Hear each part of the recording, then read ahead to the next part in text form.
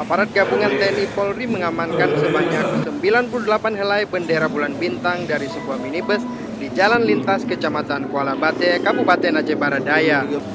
Petugas juga mengamankan 3 orang warga yang diduga pemilik bendera tersebut.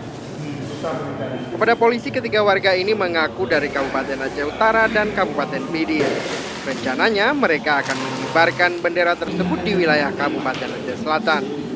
Setelah dimintai keterangan, ketiga warga ini selanjutnya dilepaskan kembali.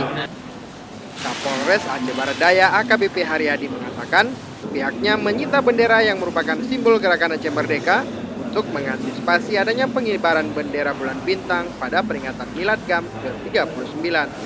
Apa saja yang sudah diamankan itu, Pak Kapolres? Bendera aja. Bendera.